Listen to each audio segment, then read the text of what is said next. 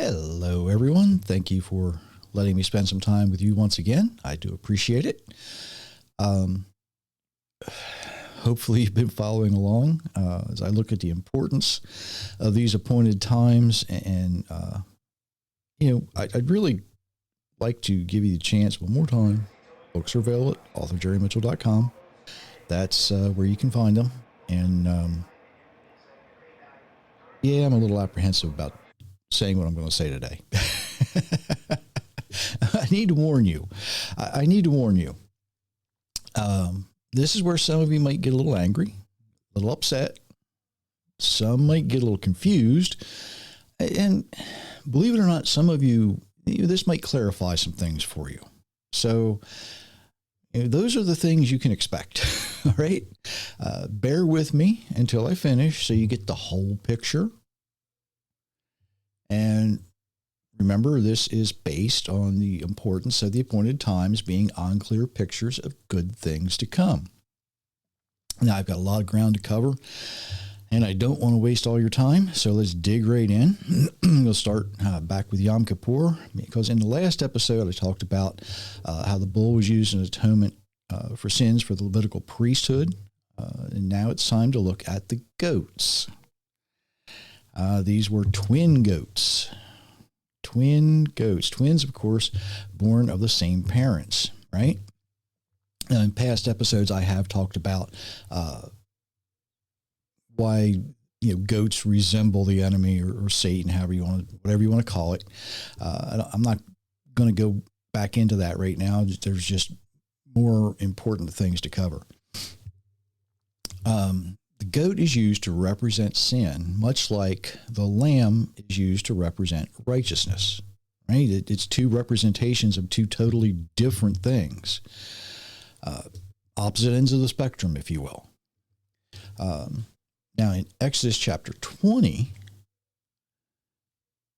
21, 22, and 23, all right, we have the covenant outlined, and it basically says our Creator demands payment for payment. Eye for eye, tooth for tooth, life for life, right?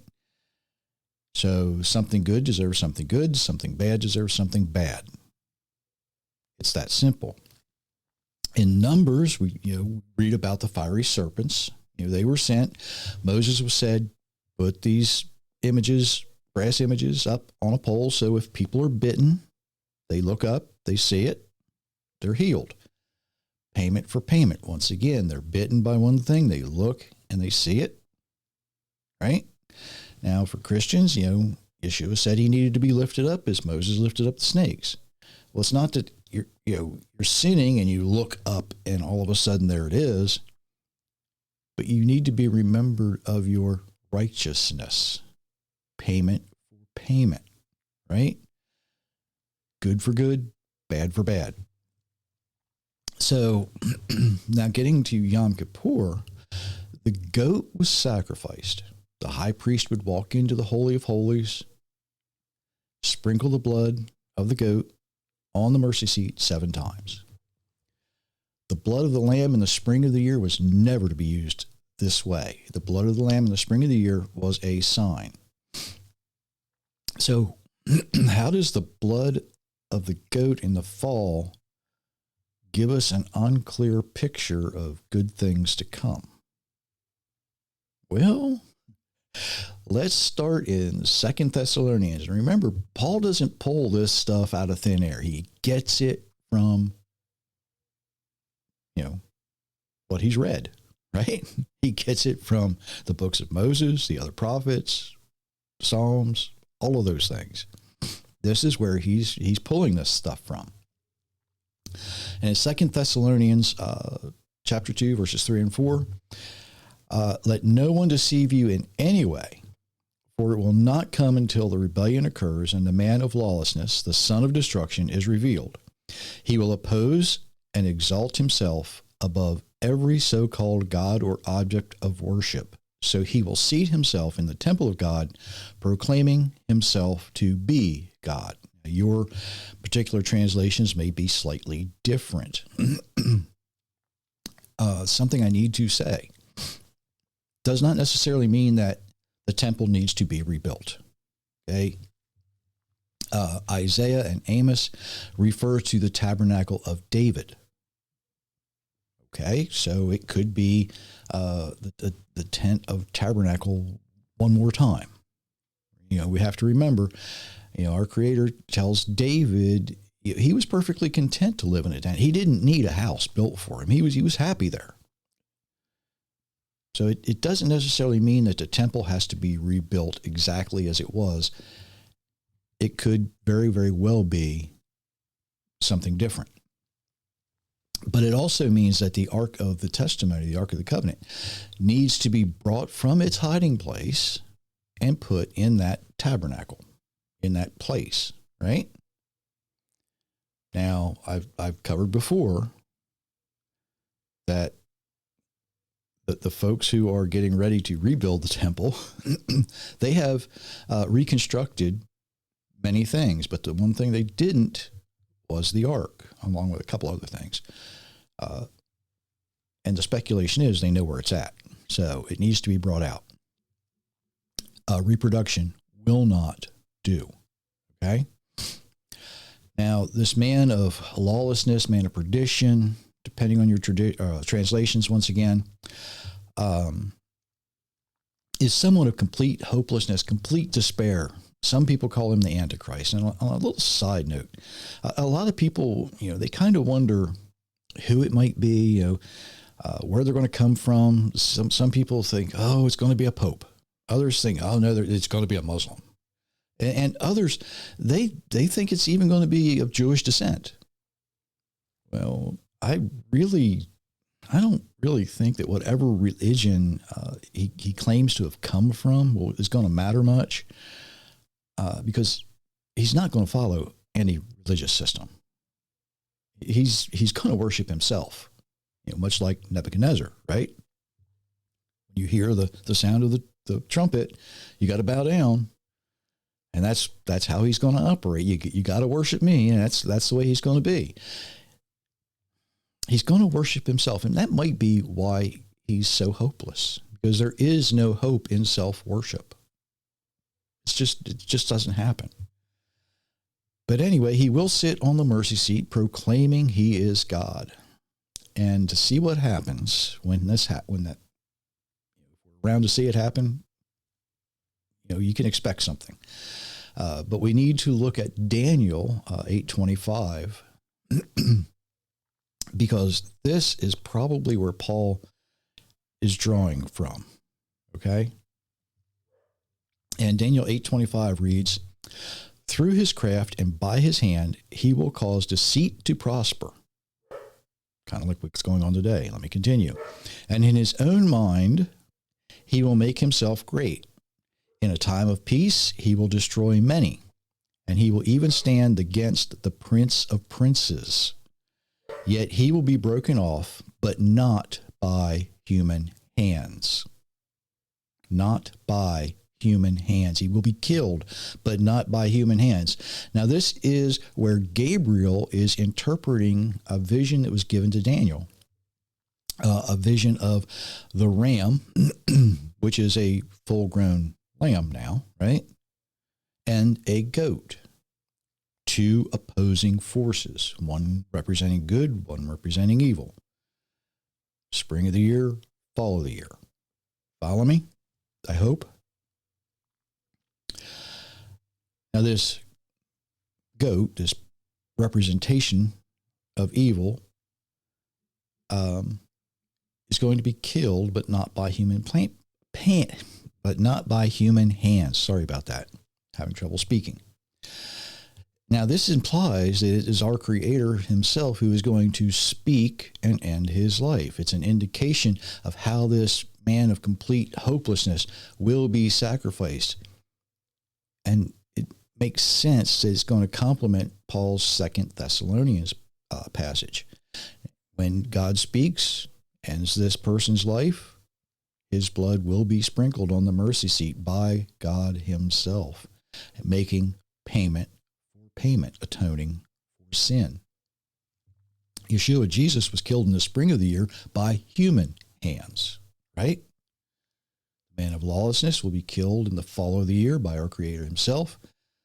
And that makes a way. That makes a way. Because evil will be put down with for a time. And it will allow the reigning Messiah to rule with a rod of iron. Remember Psalm 110:1. Jehovah said to my Lord, sit at my right hand until I make your enemies a footstool for your feet.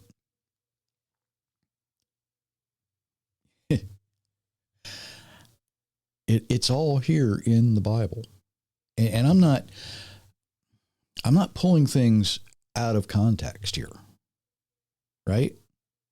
I'm simply putting them in an order that makes sense when these appointed times are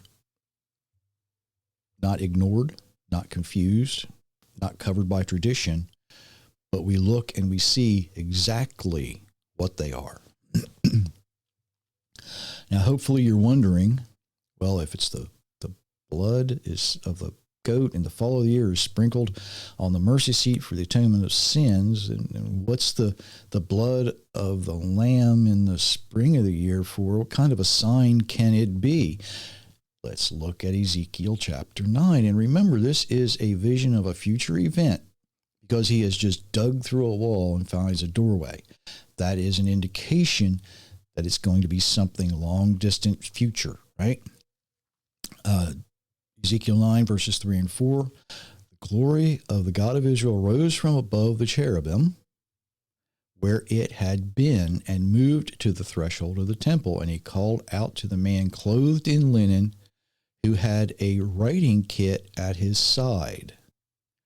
Go through the city of Jerusalem and put a mark on the forehead of the men sighing and groaning over all the abominations committed there. Now this mark, if you read this in Hebrew, it specifically says it's the Hebrew letter Tav, and it looks kind of like a tilted X, okay?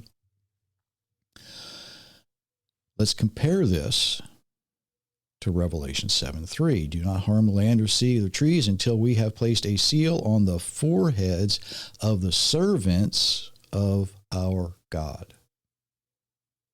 Many, many people, including myself, consider this to be the exact same event. Ezekiel seeing it in the future. It's revealed to John, who writes it down. Very, very similar. Doesn't have to be exactly the same way. It's two different people seeing the same thing, right? These were the ones who were sealed, but they had many, many other people with them. How do you get to be one of the people that's with them? Because remember, the ones who are sealed, we get hung up on 144,000. Don't worry about being part of the 144,000 if you're not a direct descendant of Abraham. You don't have to worry about that. You get to be with them because in Revelation 14:12, here's the call for the perseverance of the saints. Here is a call for the perseverance of the saints, and it gives us a definition. Those who keep the commandments of God, those who keep the commandments of God and the faith of Yeshua, Jesus. Now, some translations will actually use the word faith in Jesus. That's incorrect. It's not in any of the original manuscripts that we have. It's not there. In the ones that we have, it says the faith of. So what was the faith of Yeshua? What was the faith of this person that many, many Christians want to follow, but don't? Well, it's simple. He placed his complete trust. He placed everything that he had in the Father, in Jehovah. He said, look, you know more than I do. You sent me here. You're telling me to do these things. I will trust you that whatever you tell me to do, it will be okay. He lived exactly the way he was designed to live. What I've laid out for you in this is a comparison between the spring feast of Passover, where the blood's used for a sign, the fall feast of Yom Kippur, where the blood is sprinkled on the mercy seat, atoning for sin. These unclear pictures become less fuzzy, right? When we remove the layers and layers and layers of tradition that confuse them. These unclear pictures become less fuzzy when we do away with the man-made doctrines that completely ignore them. Exactly how and when these appointed times in the spring and fall, we know what happened in the spring, but in the fall, we're not exactly certain, because remember, these are unclear pictures. But until then, we watch, and we wait. These things may happen in a way that we're not expecting. A lot of people have been told a lot of things over many, many, many years, and they've simply accepted them. They believed them. We have indeed inherited the lies of our fathers, as it says in Jeremiah. We've never questioned them. We've simply accepted them. But our Creator has shown us in His appointed times that He will indeed fulfill His promises. He will sign, seal, and deliver His judgment to everyone. And it will be payment for payment. It will be payment for payment. Question is, do you deserve righteousness or do you deserve other? What are you paying for? What are you paying into? That's the question. That's the question. We have the information. We have the knowledge. We have the ability to do better. We have the ability to ignore the man-made doctrines, the man-made traditions, to embrace the words of our Creator. But you have to be willing. You have to be willing. I know some of the things you've just heard might anger you, some might upset you, some may confuse you. But are you angry with me for delivering those words? Or are you angry for yourself for not studying the Bible the way you should have? That's another question you have to ask yourself. And that might be my next episode, is how to read your Bible. I'm not quite sure yet. But hopefully, knowing about these appointed times, knowing how important they are and why they are so important, why they can clarify so many things, and I'm not saying this sarcastically here, but because these appointed times have been ignored, they've been covered up. When you ask a religious leader a question, they give you that deer in the headlights look, like, what are you talking about? I've seen it. I've experienced it. I know. But because we have all of this information is contained in the Bible that we're not reading, we're ignoring. We think it's for some other time, somebody else. It doesn't pertain to us. Yeah, it does. It pertains to us. It pertains to us because our Creator will sign, seal, and deliver His judgment to everyone. I hope you have enjoyed this series. I hope it really gives you something to think about. And more importantly, I hope it sends you into your Bible so that you can look at these passages, study them, understand them, take them to heart, take them to prayer, and see what comes from it. Something to think about until next time. And until then, many, many blessings, everyone.